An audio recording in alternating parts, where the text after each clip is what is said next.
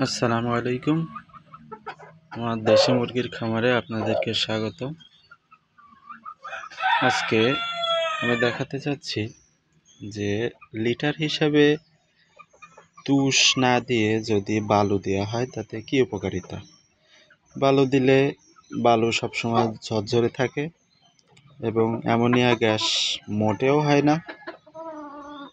আর এটা বালুটা অনেক দিন যাবৎ ভালো থাকে, এটা নষ্ট হয় না।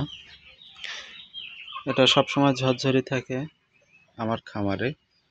আমি সবসময় বালুই ব্যবহার করি। এটা দিলে মুরগির ঝামেলা কম হয়,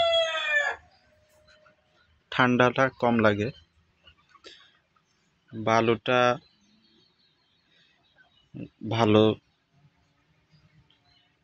তাই আমি সবসময় বালুই ব্যবহার করি আমার খামারে।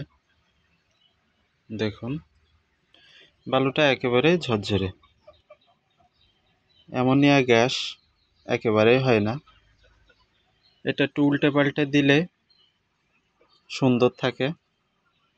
আমি প্রতি 3 থেকে 4 দিন পর পর বালুগুলো উল্টে দিয়ে সমান করে দিই, যাতে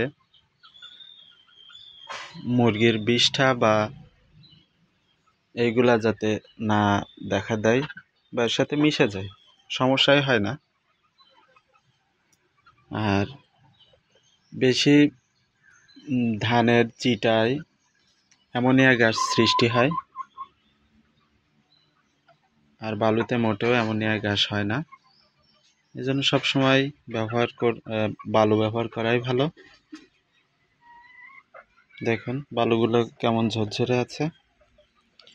এটা প্রতি 3 থেকে 4 দিন পর পর যদি পারা যায়, তাহলে এটাকে আপনারা একটু উল্টে পাল্টে দেবেন। দেখেন মুরগিগুলো মাশাআল্লাহ